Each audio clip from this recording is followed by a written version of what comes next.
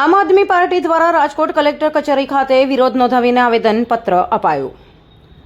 ભારત અને અમેરિકા વચ્ચે થયેલી ટ્રેડ ડીલને લઈને આમ આદમી પાર્ટી દ્વારા આજે રાજકોટ કલેક્ટર કચેરી ખાતે વિરોધ નોંધાવીને અધિકારીઓને આવેદનપત્ર પાઠવવામાં આવ્યું હતું.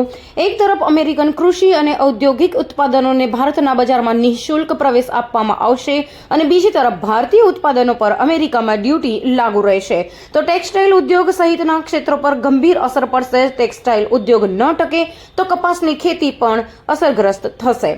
જો રદ કરવામાં નહીં આવે તો આમ આદમી પાર્ટી એક જવાબદાર રાષ્ટ્રીય પક્ષ તરીકે ટ્રેડ ડીલના સંભવિત નુકસાન અંગે જનતાને માહિતગાર કરશે અને દેશના ખેડૂતો, પશુપાલકો અને ઉદ્યોગોને બચાવવા માટે રાજવ્યાપી કાર્યક્રમો અને આંદોલન કરશે. દેશના સાર્વભૌમ હિતને ગીરવે મૂકવા જેવા કોઈ પણ પગલાં સામે લોકમત ઊભું કરવામાં આવશે અને ખેડૂતોનો હિતોની રક્ષા માટે મજબૂત લડત પણ લડવામાં આવશે. Shivlal Barasiya, trade union president, આમ આદમી પાર્ટી. કલેક્ટર ઓફિસે વિરોધ કરવા આજે અમે જે અમેરિકા સાથે ટ્રેડ ડીલ એક સાઈડ જે થયું છે એમાં ઇન્ડિયામાં એ લોકો માલ વેચે તો 0% અને આપણે માલ વેચીએ તો 18% અને એ માલ અહીંયાથી એક્સપોર્ટ માટે જે વિસંગતતા છે એ વિસંગતતા બહુ ગંભીર છે. એનાથી આપણો ખેડૂત અને માલધારી એ સુખી નહીં થાય, પાયમાલ થશે. બીજું, કરંટ ડેફિસિટને પણ નુકસાન પહોંચે એવી પરિસ્થિતિ છે. માટે આ એક રદ કરવા પાત્ર ડીલ છે અને આ રદ કરવામાં નહીં આવે તો આમ આદમી પાર્ટી પૂરા ભારતમાં લોકોને જાગૃત કરીને વિરોધ નોંધાવશે. અત્યારે અમારે આજે વિધાનસભા ચાલુ છે એટલે આખા રાજકોટમાંથી વિધાનસભા બજેટ સત્ર જોવા માટે ટીમ ગઈ છે, પણ અમારા વિવિધ પદાધિકારીઓ વિવિધ વોર્ડમાંથી માણસો આજે આ આવેદનનો કાર્યક્રમ આખા ગુજરાતનો હોય એટલે કલેક્ટરશ્રીને આવેદન આપવા માટે આવ્યા છે.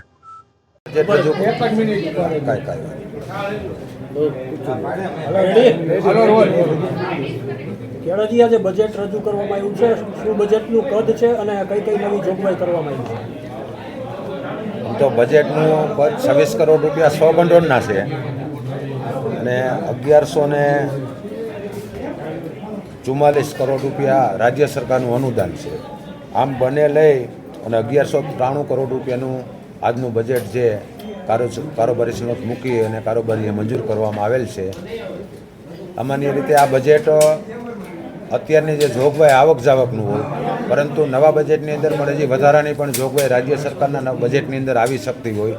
જ્યારે કામોની અમારી ડિમાન્ડ જે મૂકેલી હોય અને નવા જે બજેટની અંદર આવે એટલી વધારાની થતી હોય અને ખાસ કરીને તો બધી શાખાઓને જરૂરિયાત પ્રમાણે ફાળવણું કરવામાં આવતું હોય, પણ અમે એક પ્રાકૃતિક ખેતી કે જે કાયમી રાસાયણિક અને પેસ્ટિસાઇડને કારણે જે રોગચાળો વધતો જાય છે એને નિયંત્રણ કરવા માટે આપણા રાજ્યપાલ અને માનનીય વડાપ્રધાનશ્રીએ પણ આ પ્રયત્ન કરી રહ્યા છે આખા દેશની અંદર કે પ્રાકૃતિક ખેતી તરફ લોકો વળે અને લોકોને સારા ફળ હોય, સારા શાકભાજી હોય કે કઠોળ અને અનાજ પ્રાકૃતિક એટલે કે ગાય આધારિત ખેતીથી થઈ અને જે રોગને નિયંત્રણ લેવા માટેના જે પ્રયત્નો કરી રહ્યા છે. અમે રાજકોટ જિલ્લા પંચાયત પહેલી વખત એવું છે કે અમે 60 લાખ રૂપિયામાં ફાળવીએ છીએ અને દરેક તાલુકાની અંદર જે અમારી જિલ્લા પંચાયતની જે બિલ્ડિંગો જે પડ્યા જ છે, અમારી પાસે વધારાના બિલ્ડિંગો છે, એની અંદર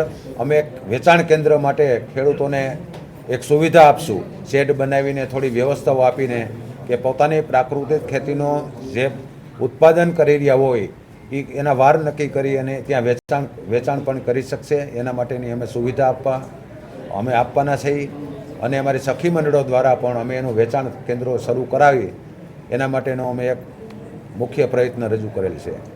આ સિવાય જે સભ્યોની ગ્રાન્ટમાં વધારો થવાનો કોઈ બાબતે નિર્ણય લેવાનો? આમ તો ગયા વખતે 30 લાખ રૂપિયા એક સદસ્યને પોતાના વિસ્તારની અંદર વિકાસ માટેની જે ગ્રાન્ટ ફાળવવામાં આવી હતી, આ વખતે અમે એને 35 લાખ રૂપિયા એટલે કે 20% વધારા સાથે 35 લાખ રૂપિયા નવું જે આવનારી બોડીને એના સદસ્યોને 35 લાખ રૂપિયા પોતાના વિસ્તારમાં વાપરી શકે એવી જોગવાઈ કરી છે. એટલે કે 30ને બદલે 35 લાખ રૂપિયાની જોગવાઈ કરી. કદાચ સૌરાષ્ટ્રની અંદર વધુમાં વધુ હું માનું છું કે આપણે આપીએ છીએ રાજકોટ જિલ્લા પંચાયત. બાંધકામ શાખાની કેટલીક દરખાસ્તો હતી, શું દરખાસ્તો હતી? બાંધકામ શાખાની જે અધ્યક્ષતાને હતી અને જે 15 કે 20 જેવી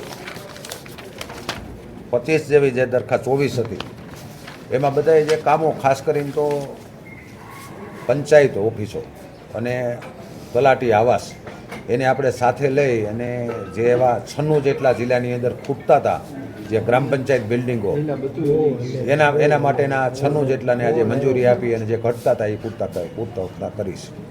ઓકે.